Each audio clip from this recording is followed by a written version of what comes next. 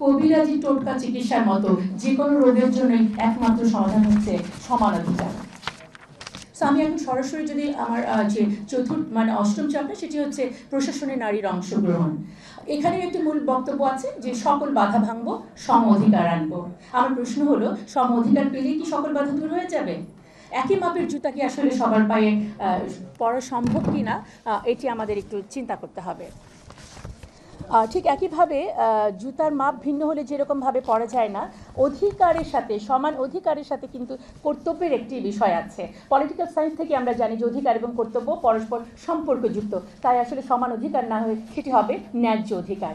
দ্বিতীয় যে কথাটি বলতে চাই, নারী পুরুষ সমতা এই পুরো প্রতিবেদনে ভরা, কিন্তু এই সমতার ভেরিয়েবলগুলো চলকগুলো কিন্তু আসলে স্পেসিফিকভাবে কোনো জায়গায় বলা হয়নি। দেখেন, আমি এই বাড়ানোর জন্য প্রমোশনটাকে তাদের জন্য ইজি করে দেওয়া হলো যে দিতেই হবে, এর চেয়ে হাস্যকর কী হতে পারে।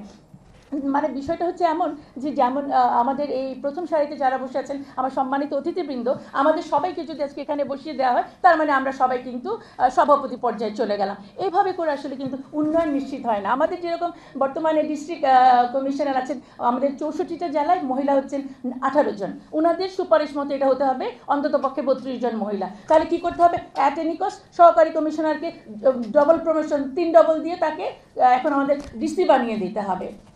ঠিক একইভাবে দেখেন, আরেকটা কথা বলি যে জনপ্রশাসনের উচ্চ পর্যায়ে সিদ্ধান্ত গ্রহণকারী কমিটিগুলোতে অন্তত পক্ষে 30% নারী প্রতিনিধিত্ব নিশ্চিত করতে হবে। এটা শোনার সাথে সাথে আমার মাথায় আসে যে তারা কি কোনো কমিশন নাকি তারা ডোনার আমার ওপর ইম্পোজ করছে যে আদারওয়াইজ ফান্ড পাওয়া যাবে না।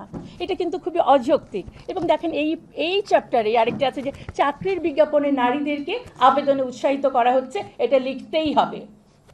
এইটার বিপরীতটা মানে হচ্ছে পুরুষদেরকে নিরুৎসাহিত করা হচ্ছে। এটিকে আরেকটি বৈষম্য সৃষ্টি করার একটি পায়তারা নয়? এবং দেখেন, লাস্ট আমি এটা নিয়ে যেটি বলতে চাই যে জনপ্রশাসনের সকল আইনকে নারী উন্নয়ন নীতির সাথে সামঞ্জস্য বিধান করে ইমপ্লিমেন্ট করতে বলেছে। যে নারী উন্নয়ন নীতি, আমার দেহ আমার সিদ্ধান্ত, আমার হাত মুখ পা দিয়ে যা ইচ্ছা তাই করবো। আমি কি বিবস্ত্র হয়ে জনসম্মুখে যাব? আমার দেহ তাই, সেটা আমার সিদ্ধান্ত। ব্যক্তিগত স্তর কোন জায়গায় নিয়ে গেলে আমাদেরকে চিন্তা করতে হবে। এবার চলে আসি পারিবারিক লেভেলে। পুরুষ হয়ে গেল নারীর প্রতিপক্ষ, হাজব্যান্ডের বিরুদ্ধে আমরা এখন ফৌজদারি মামলা করব সেই ম্যারিটাল রেপ নিয়ে। এই যে দাম্পত্য কলহে আরেকটা নতুন ইস্যু কিন্তু ঢুকিয়ে দিলেন। এটার শত্রু হয়ে গেল হাজব্যান্ড। এবার আসেন, সম্পদের যতটুকু আমরা পাওয়ার কথা ছিল ওটাই পাই না। নারীরা বাবা এবং ভাইয়ের সাথে সেটা নিয়ে কিন্তু অনেক ভাইদের সাথে অনেক ধরনের কলহ আছে। এখন আপনি আমাকে আরও 1 ডিগ্রি বাড়িয়ে দিলেন।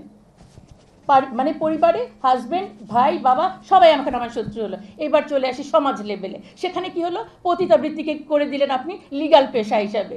একদিকে স্বামীর বিরুদ্ধে আমরা দেব ফৌজদারি মামলা ম্যারিটাল রেপের, বেচারা কেন তখন সংসার করতে যাবে? উনি তো পতিতালয়ে চলে যাবেন, সেখানে তো আর মামলা খাওয়ার কোনো ভয় নাই। নৈতিকতা, অশ্লীল যে শব্দগুলো ব্যবহার করা যাবে না, নৈতিকতা, অশ্লীলতা, সুস্থ বিনোদন, শালীনতাপূর্ণ পোশাক, ধর্মীয় অনুভূতি। আমি এই কথাগুলো গণমাধ্যমে বলতে পারবো না। আমি গণমাধ্যমকে তাহলে কোন পারপাসে ব্যবহার করছি? আরেকটা শব্দ, গণমাধ্যমে জেন্ডার স্টেরিওটাইপ কথা, ঘরের কাজ শুধু নারীর এবং নারীরা ধূমপান করবে না, এই কথাগুলো বলা যাবে না। আমি বলতে চাই, ধূমপান তো নারী পুরুষ দুজনের জন্যই খারাপ। তাহলে নারীরা ধূমপান করবে না এই কথাটা বলা যাবে না কেন?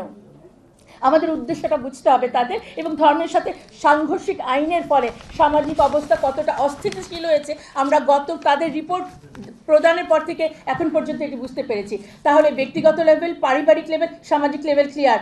এবার চলে আসলাম আমি রাষ্ট্রীয় লেভেলে। এটি একটি ইহজাগতিক প্রতিষ্ঠান, অবশ্যই তাই। তাদের সাথে ধর্মের কোনো সম্পর্ক নাই, কিন্তু আমাদের বক্তব্য হচ্ছে শুধু রাষ্ট্র কেন, ধর্ম ছাড়া কোনো প্রতিষ্ঠান টিকে থাকতে পারে না।